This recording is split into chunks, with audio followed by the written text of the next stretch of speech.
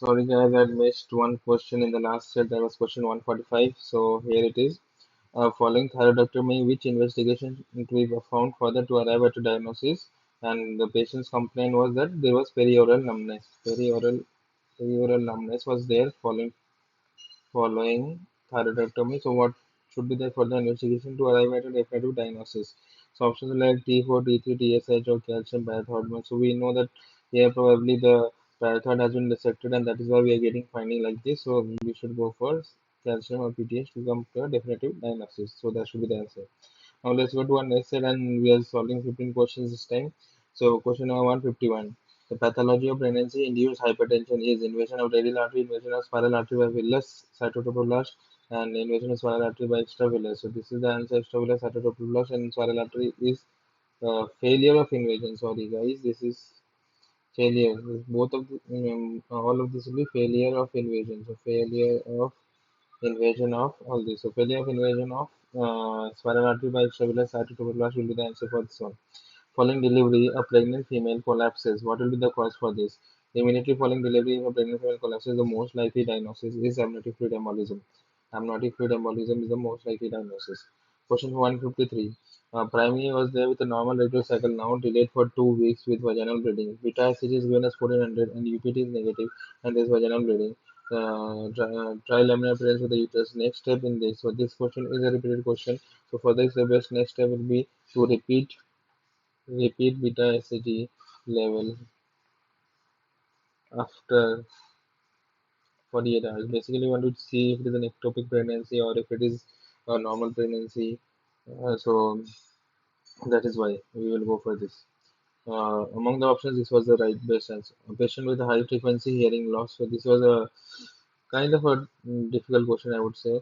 A patient with high frequency hearing loss due to damage of basilar membrane, due to a damage of a structure on the basilar membrane, something like this as I mentioned, and structure which is closest to it, the structure that's closest to the basilar membrane. So the answer for this is thing striovascularis. Striovascularis is the one which is closest to the basilar membrane. Okay. Question number 155. So this question was given image of the cartilage and options are like hyaline, elastic, white fibrous cartilage. So this is this exactly this image was not given, but something similar to this was given, and the answer is elastic white fibrous cartilage. Question 156. There is a child with a clinical history suggestive of Duchenne's muscular dystrophy. Correct statement is it is a mitochondrial storage disorder. This is wrong. It is actually a defect in dystrophin with XP21 gene mutation, and it has excellent prognosis if treated early. This is also wrong. This has bad prognosis. We know that the patient doesn't survive long. Death by second or to third decade and previous history of viral prodrome. This is also wrong. So best answer among this is this one. The child usually dies by second to third decade. Usually they die very early. 157. A person with severe pain. Okay, this question many of the people are giving different answers, but it is here characteristic history is given that a person with severe pain only while eating. They mention it that while eating the food, this pain is so severe that the person does not want to eat food again.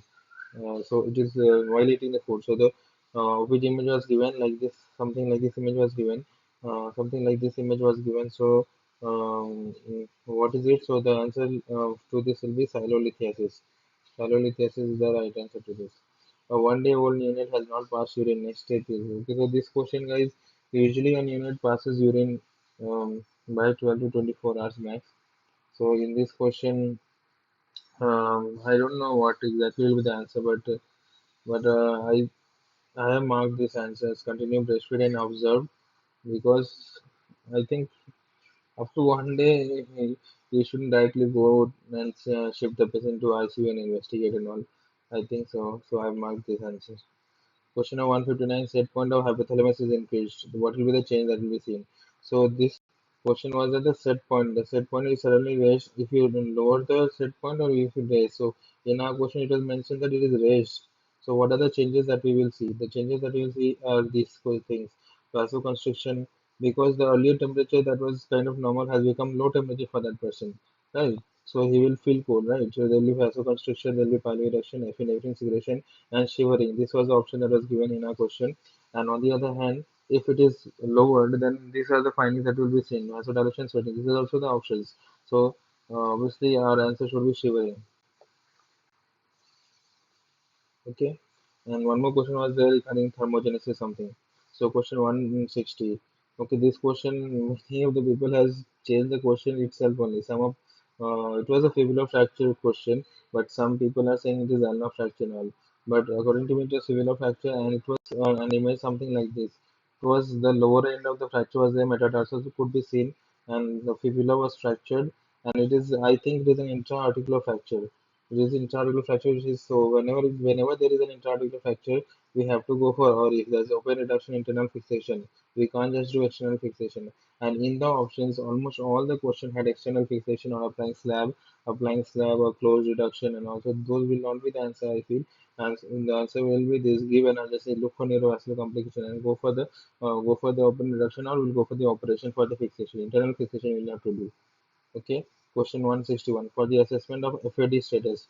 That's flavin status. To assessment of the riboflavin and flavin status in the body, what should be assessed? Whose level should be assessed? Transketolase activity, glutathione reductase activity. So the answer for this is straightforward. It is glutathione reductase activity, not the transketolase. Okay. Question 162. The antidepressant, the patient was on antidepressant which led to prolonged QT interval. What will be the management? So this is an question of tricyclic antidepressant toxicity, and the management for this will be to go for sodium bicarbonate. Sodium bicarbonate will reduce the toxicity that is caused by tricyclic antidepressant. Question 163. Blood picture of iron deficiency anemia was given. Again, microcytic hypochromic picture was given, something like that. And they had mentioned the catch in this question is that they had mentioned few target cells were present. So, what is the test to confirm this diagnosis? Okay, so this question I had thought it can be either thalassemia, it can be either thalassemia minor, it can either be thalassemia minor or it can be iron deficiency anemia. So thalassemia minor I thought because of few target cells, but to be safe I went with ferritin. I selected the answer as ferritin because the ferritin will be low in the case iron deficiency anemia, and even if it is thalassemia minor we can find it, we can differentiate because in thalassemia minor the ferritin will be normal. But if you have to specifically select for thalassemia minor, I think HbA2 level can be assessed because in HbA2 level is increased in thalassemia minor. So let's see. But I have marked ferritin. Question 164. There is a lady with a history of infection, oral ulcers, fatigue. Okay. History of, I think it was sore throat, throat infection, probably. Now presence with proteinuria and hematuria. It was throat infection. That means presence of proteinuria, hematuria. What is the diagnosis? So options are like lupus nephritis, acute interstitial nephritis, post-infectious glomerular nephritis. So I have gone, since there's a history of infection and following that there's proteinuria, hematuria, I have gone for post-infectious glomerular nephritis. In children we get post-operative glomerular nephritis. In adults it is post-infectious glomerular nephritis.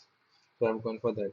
Question 165. A patient was counseled regarding the advantages and disadvantages of hysterectomy prior to the procedure itself. So what is the type of the consent here? So the patient has been explained fully, like we do before the operations during our during our intention. So this is definitely an informed consent. It's not an implied consent or silent consent. The patient has been informed everything, so it is an informed consent. Thank you guys. Now just 35 more questions to go. Let's go, guys. Bye bye.